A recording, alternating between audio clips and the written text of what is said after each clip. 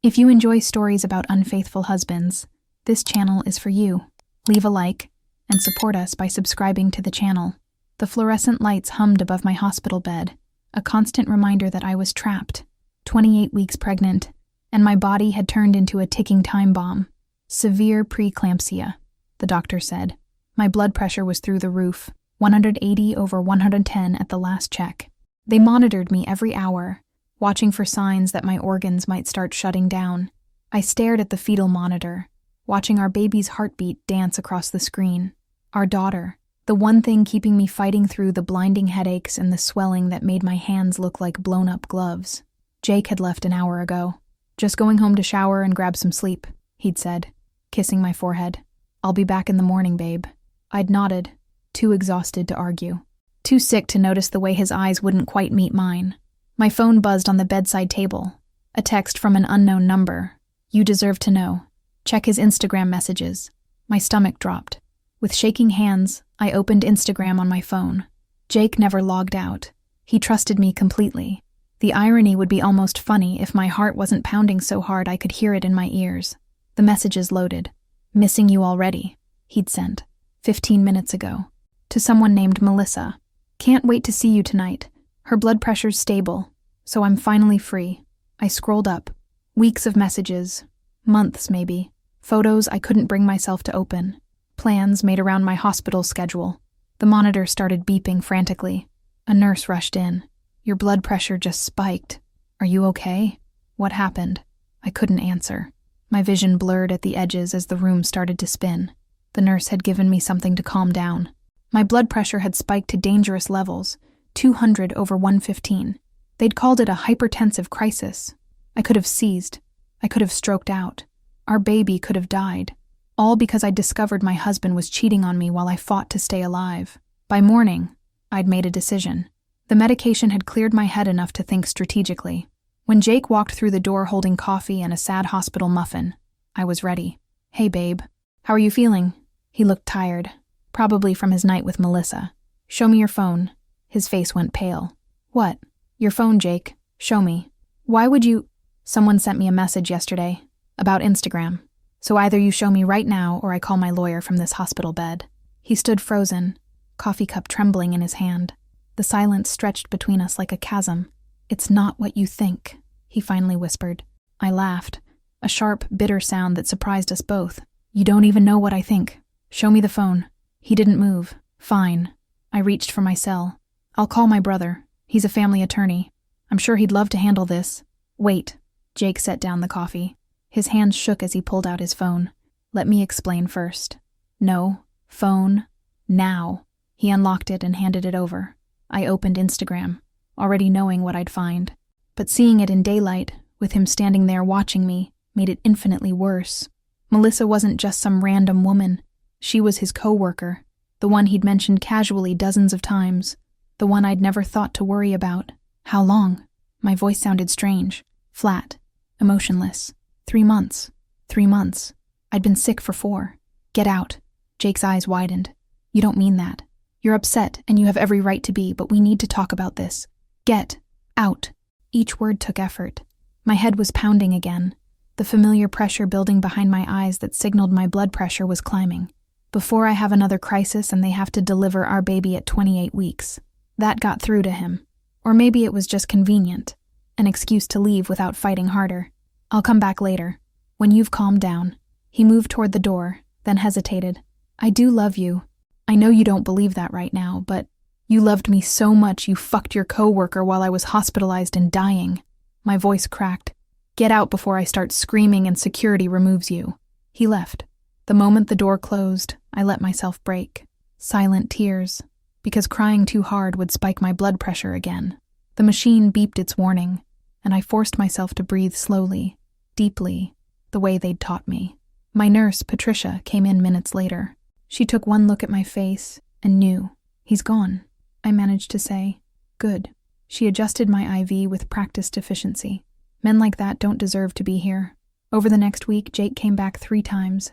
I refused to see him. My mother flew in from Ohio and became my gatekeeper, turning him away at the door with a fury that would have been satisfying if I wasn't so numb. The doctor said my blood pressure was slightly better without the stress of his visits. I found that darkly amusing. My lawyer, my brother Tom, filed for divorce on day 5. Jake didn't contest it. He signed the papers in the hospital cafeteria while I was upstairs receiving magnesium sulfate through an IV, the medication making me feel like I was burning from the inside out. On day 8, my water broke. It was too early, 10 weeks too early, and I was completely alone. The emergency C-section happened so fast I barely processed it. One moment I was in my hospital bed, the next I was being wheeled into an operating room flooded with bright lights and masked faces. "We need to deliver now," Dr. Martinez said, her voice calm but urgent. "Your liver enzymes are elevated, and we're seeing signs of HELLP syndrome. If we wait, you could seize or worse." Worse meant dying. I understood that clearly. They asked if I wanted to call anyone. I said no. My mother was on a plane. She'd gone home for 2 days to handle things with my father. Jake had texted that morning asking to talk. I'd blocked his number, so I went into surgery alone. The spinal block numbed me from the chest down. I couldn't feel them cutting, but I felt the pressure, the tugging, the strange sensation of someone rummaging around inside my body. "Almost there," someone said.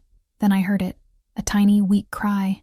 Not the robust wail of a full-term baby, but a kitten-like mew that made my heart stop. "It's a girl," Dr. Martinez announced. 2 pounds, 13 ounces. I didn't get to hold her. They whisked her away immediately to the NICU team waiting in the corner. I caught a glimpse, impossibly small, red, fragile, before she disappeared behind a wall of medical personnel. "She's breathing on her own," someone called out. "That's excellent for 30 weeks.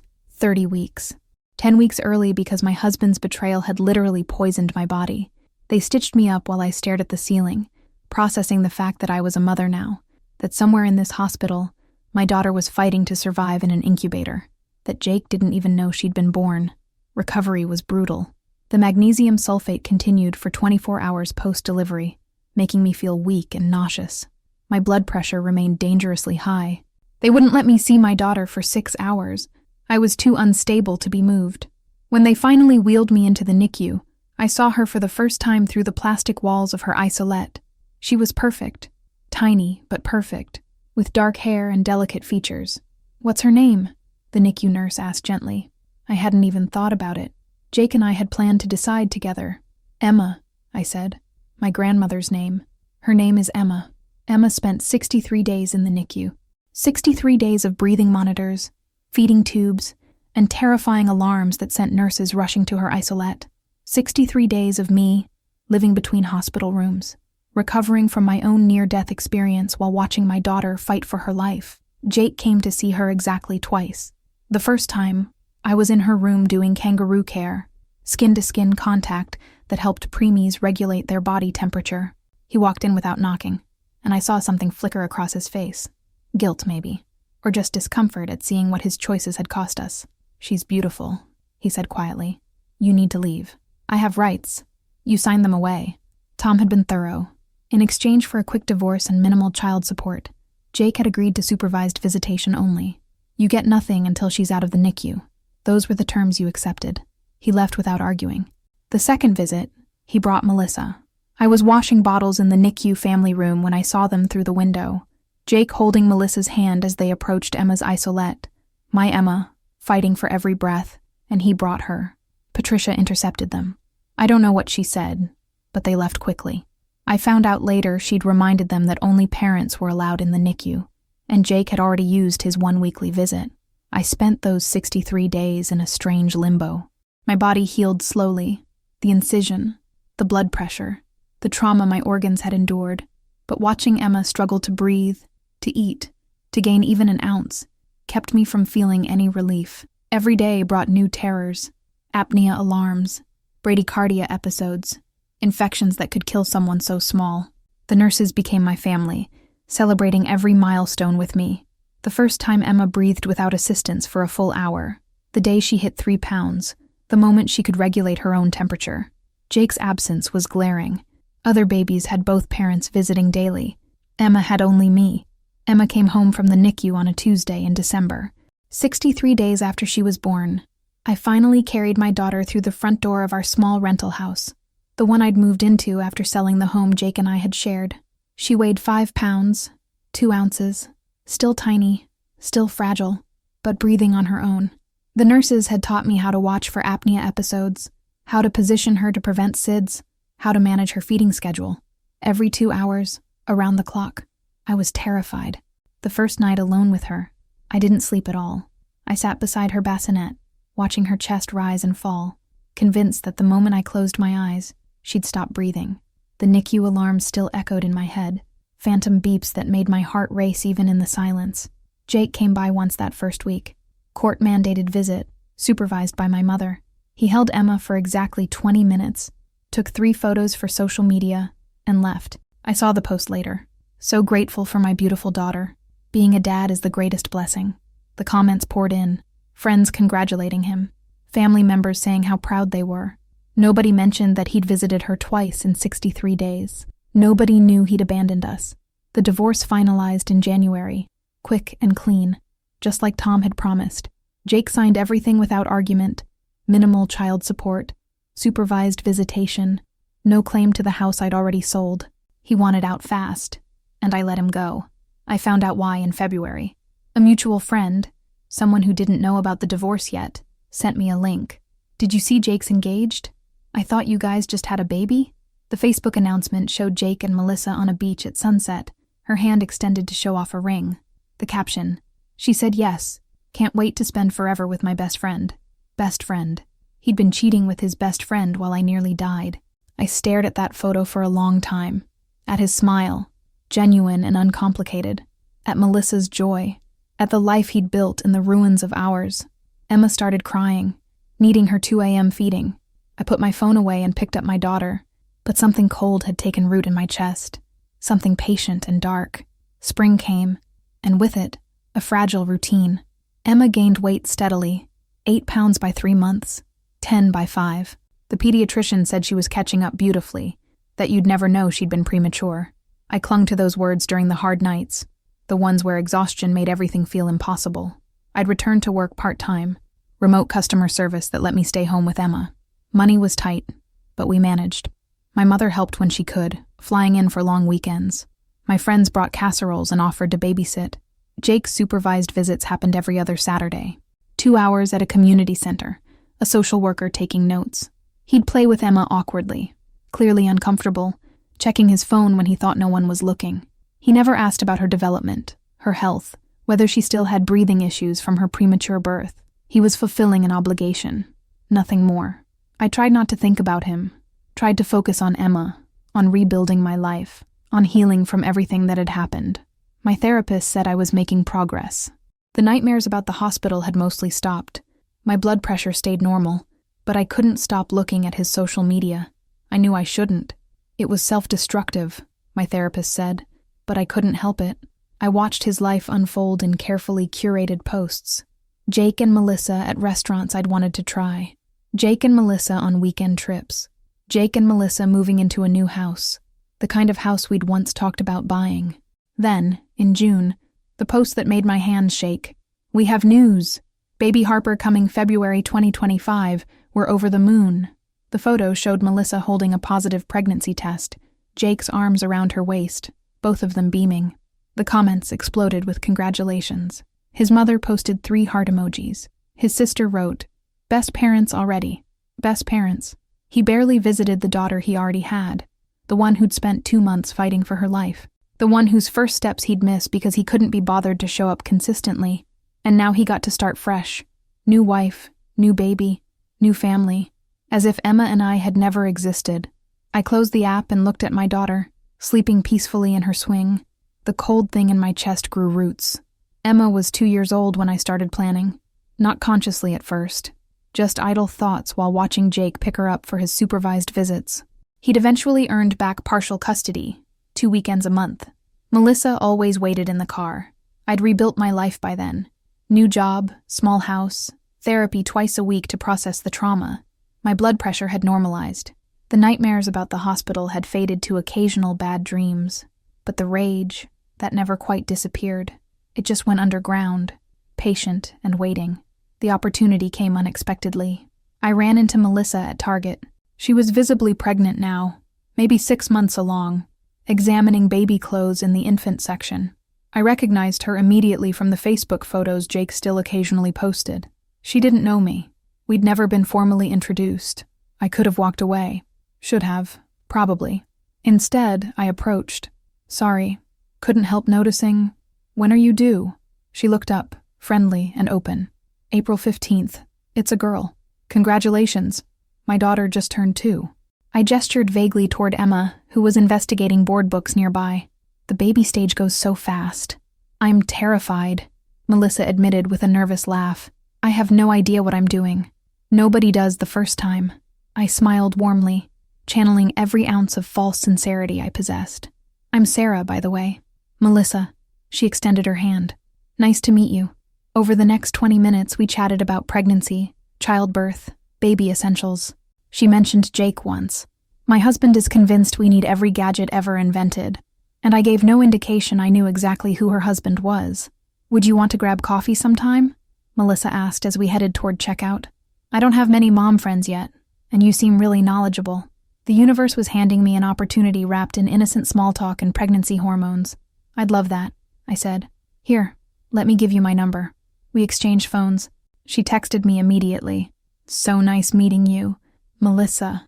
I saved her contact and watched her waddle toward the exit, one hand supporting her lower back. Emma tugged at my sleeve. Mama, who's that? Nobody important, sweetheart. I picked her up, kissing her forehead. Just someone Mama's going to help. The lie tasted sweet. Coffee became a weekly thing, then twice weekly. Melissa was lonely. She'd moved to town for Jake, leaving her family and friends 3 states away. She was desperate for connection, especially with someone who'd been through it. I played my role perfectly. Supportive, knowledgeable, trustworthy. I recommended pediatricians, shared honest stories about sleepless nights and postpartum recovery, warned her about the things nobody tells you. I became the experienced mom friend she desperately needed. She never once asked my last name, never thought to mention me to Jake during their daily routines. Why would she? I was just Sarah from Target, the nice mom with helpful advice. 6 weeks before her due date, we met at a coffee shop near her house. She looked exhausted, swollen ankles propped on the opposite chair. I can't sleep, she complained. Everything hurts, and Jake keeps working late. I know he's stressed about money with the baby coming, but she trailed off, looking guilty. I murmured sympathetically, thinking about those 3 months he'd cheated while I was hospitalized. Apparently, working late was still his preferred excuse. Have you picked a name yet? I asked casually, stirring my latte. That's the problem. We can't agree on anything. Jake wants something traditional. Elizabeth, Catherine, Mary. I want something more unique, but every name I suggest, he shoots down. She rubbed her belly absently. We have 6 weeks and no name. I'm starting to panic. What kind of unique names do you like? I don't know. Something meaningful. Pretty, but not too common. She pulled out her phone, showing me a list. These are my favorites, but Jake hates all of them. I scanned the list, my mind working. Then I had it, the perfect suggestion. The name that would be my quiet, permanent victory. The one that held meaning Jake would never suspect. That Melissa would find beautiful and meaningful in all the wrong ways. What about Emmeline? I said thoughtfully. It's classic but not common. It means whole or universal. And it has built-in nickname options. Emma, Emmy, Lena. Melissa's face lit up. Emmeline. I actually love that. It's elegant, timeless, the kind of name that works for a baby and grows with her into adulthood. Emmeline, she repeated, testing it out. Emmeline Harper. That sounds perfect. Harper was Jake's last name, the name Emma had lost when the divorce was finalized. It's beautiful, I said, smiling over my coffee cup. Melissa texted me that night. I can't stop thinking about Emmeline. It feels right. Thank you so much for the suggestion. I stared at the message, feeling something cold and satisfying settle in my chest, but I couldn't appear too invested. That would raise questions later. Happy to help. It really is a beautiful name, I replied. Let me know what Jake thinks. 2 days later, another text. He actually likes it. Well, he said it's fine, which is basically enthusiasm from Jake lol. I think we found our name. Perfect. Over the next few weeks, I carefully reinforced the choice whenever we met. Casual comments about how sophisticated Emmeline sounded, how well it paired with Harper, how she'd made such a thoughtful choice. I watched Melissa fall more in love with the name each time she said it out loud. She had no idea that every time she practiced saying Emmeline Harper, I was thinking about my Emma, the daughter Jake had barely visited in the NICU, the baby he'd essentially abandoned for this woman and this new family. Now his second daughter would carry a version of that name forever, a constant reminder he'd never recognize. The irony was exquisite. I'm putting it on the nursery wall, Melissa told me excitedly, showing me photos of wooden letters she'd ordered. EMMALINE. It looks so pretty in the script font. It's perfect, I said honestly, because it was. For my purposes, it was absolutely perfect. 3 weeks before her due date, Melissa invited me to her baby shower. Small gathering, just a few family members and close friends. I almost said no. That felt like pushing my luck. But she insisted. You've been such a huge help. I really want you there. Plus, most of these people are Jake's family and I barely know them. I need at least one friendly face. So I went. I walked into Jake's mother's house, carrying a carefully chosen gift, and smiled politely at relatives who had no idea who I was. Jake's sister asked how I knew Melissa. We met at Target, I said truthfully. Just hit it off talking about babies. Jake wasn't there. Bachelor weekend with friends, apparently. So I sat through the shower, watched Melissa open gifts for baby Emmeline, and accepted compliments on the organic cotton blanket set I'd brought. Nobody suspected a thing. Melissa went into labor 3 days past her due date. She texted me from the hospital. It's happening. Emmeline is coming. Wish me luck. I responded with encouragement and well wishes, then set my phone down and stared at the ceiling.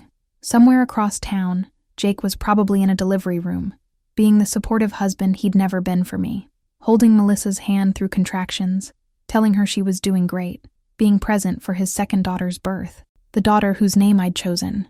Emma crawled into bed with me that night. Mama sad? No, baby. Mama's fine.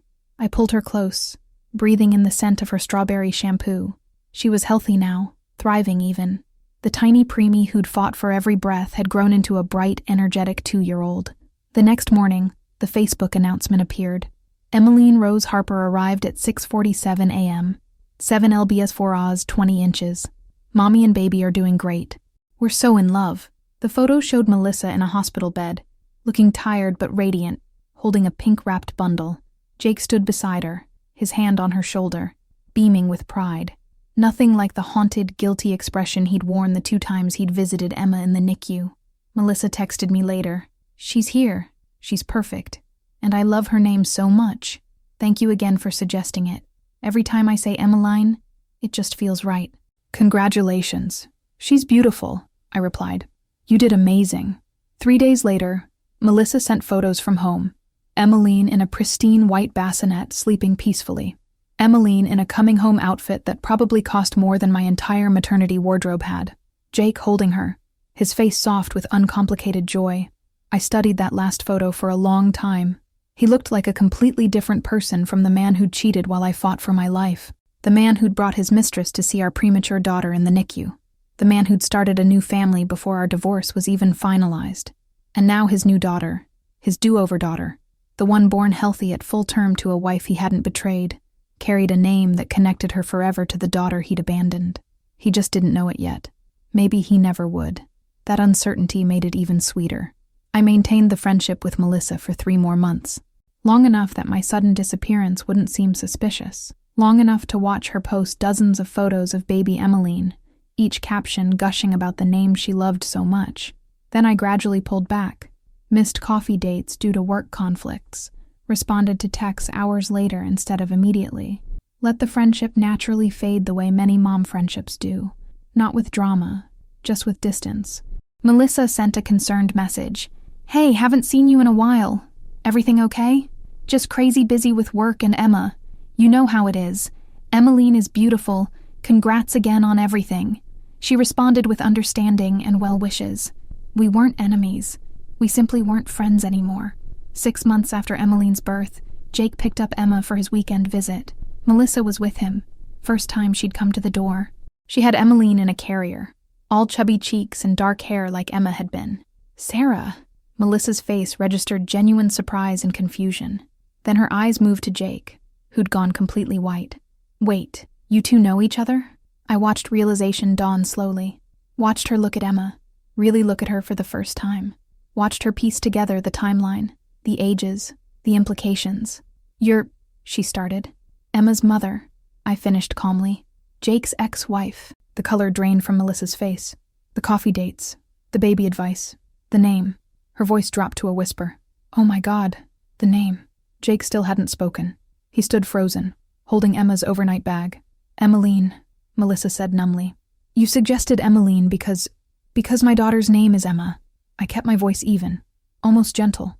And now your daughter will spend her entire life being a diminutive version of the child her father abandoned in the NICU. And it wasn't loud or dramatic. There was no shouting, no tears, just the quiet weight of what I'd done settling over all of us. You need to leave, I said finally, taking Emma's hand. Emma, say goodbye to Daddy. Bye, Daddy. Emma waved cheerfully, oblivious. I closed the door on Jake's stricken face and Melissa's dawning horror. That night, I slept better than I had in 3 years. Some wounds never fully heal. But revenge? Revenge can be a surprisingly effective painkiller. Thank you for watching until the end. Your support is very important. Leave a like and subscribe to the channel.